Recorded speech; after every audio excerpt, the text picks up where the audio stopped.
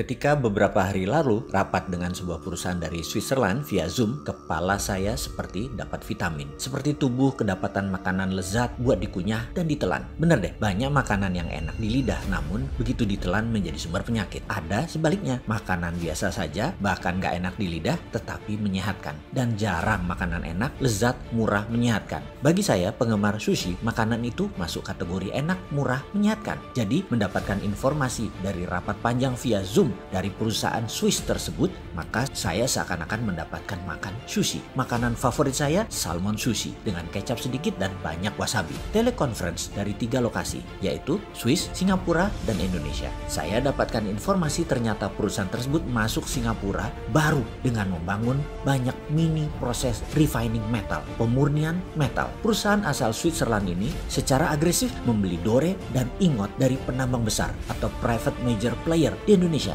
termasuk juga dari penambang tanpa izin dalam tanda petik, dengan struktur tertentu yang kemudian di-refine di Singapura. Mereka saat ini sedang meningkatkan stok PGM mereka atau precious group metal mereka. Mereka juga ternyata membangun di Dubai seperti di Singapura ini dengan bahan baku dari Afrika. Menarik, asli menarik strategi yang mereka lakukan. Mereka menghubungi saya karena nama saya kebetulan ada dalam perusahaan tambang emas di utara Manado, di salah satu pulau utara Indonesia. Mereka ingin mengambil ingotnya atau dore atau metal yang masih bercampur dengan emas yang kadarnya paling tinggi 50%. Masih ada Ag-nya, masih ada PT-nya, yang jelas Cu-nya yang paling banyak dari sisa 50% tadi. Mereka memerlukan semua mineral tadi. Sama persis seperti apa yang dilakukan pihak Cina dengan mengambil nikel yang dibela pejabat teras yang multi talent itu. Nikelnya 25%. Sisanya emang isinya pasir. Ya enggak lah, ada litium, ada ferro. Wis, males dah kalau saya lanjutin urusan hal ini. Sebenarnya yang heran adalah masalah fansnya. Asli saya heran. Tanah air dikuras, bosnya mah nggak paham-paham banget. Pejabat-pejabatnya berlindung di balik kebaikan bosnya. Ketika diingatkan banyak kesalahan pejabat-pejabat tersebut, lalu bosnya dan fans bosnya dipakai buat serangan balik. Dan mereka akhirnya sudah tahunan menikmati kedaulatan menjabat dilindungi oleh bosnya. Yang pastinya fulusnya mah mereka pribadi naiknya kenceng. Bosnya mah biasa-biasa aja. Sementara itu bosnya yang jujur, baik, sederhana, tapi tidak paham bisnis oligarki, dia menjalankan tugas hariannya seperti biasa saja. Jadi apa yang dikuras? Yaitu yang sisanya yang 75% di luar nikel. Kembali ke perusahaan Swiss tadi. Sama seperti kayak Tiongkok. Ambil ingot, ambil dore, tetapi yang dibayar hanya gold contentnya. Yang didiskon lagi karena belum disertifikasi alasannya. Juga belum di-refine atau dimurnikan. Semuanya bisnis itu sudah jalan tahunan. Hanya baru setahun ini mereka punya refiningnya sendiri di Singapura. Seperti biasa, begitu saya dapat peluang bicara, saya banyak tanya kepada mereka. Mau apa dengan PGM dan metal-metal lainnya yang mereka beliin ini? Apakah mau jadi juragan jual beli hard commodity? Mereka tertawa. Jah, dalam hati saya, gue diketawain. Yang singkatnya mereka menjawab,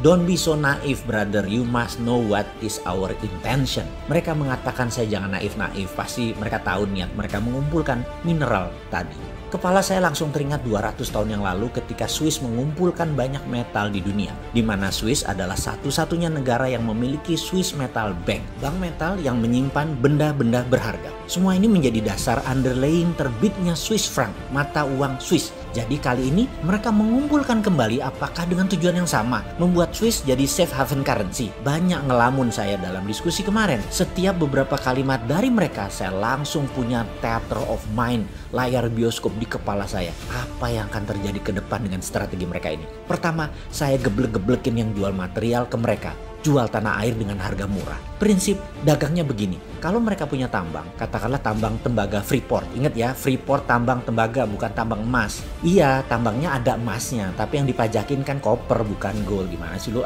Terus diambil 51% lagi perusahaan tambang tersebut. Ini di siapa lagi? Kalau mau ambil ya emasnya, yang dikirim ke Rio Tinto dan ke Jepang itu loh, yang di-refine di luar Indonesia, emasnya.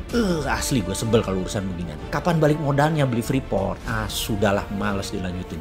Oke, prinsip dagang perusahaan tambang untuk memproses katakanlah batu bara. Ini angka dari langit loh ya. Ongkos tambangnya 50, dijual 80, untungnya 30. Ya sudah, begitu rumusnya. Papers nilai perusahaan paling top 2-3 kali lipat atau 200-300%.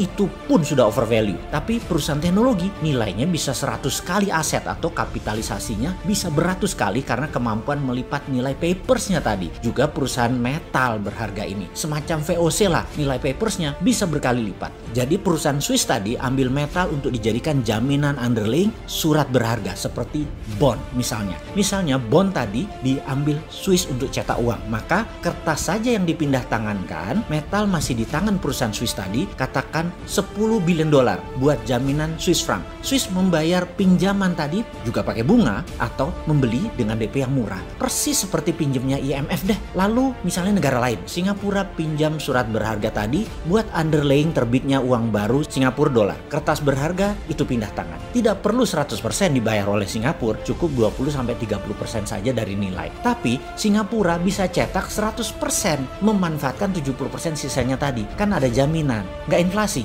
Ya enggak lah. Juga misalnya dinaran perlu emas, maka dinaran cukup bayar 20-30% surat berharga perusahaan Swiss tadi. Ya emasnya perusahaan Swiss ini, dan ketika diminta fisik ya dia berikan emasnya nantinya. Tentunya harus bayar full. Tetapi selama rupiah Anda dipegang di rekening Anda di dinaran, ya emasnya dipegang perusahaan Swiss tadi. Ini asli pinter. Saya kok jadi terinspirasi ya. Kok negara kita pejabatnya nggak sepinter negara Swiss yang nggak punya laut, nggak punya sumber daya alam, bisa menjadi safe haven lagi. Oh iya, perusahaan Swiss tadi namanya Metalor.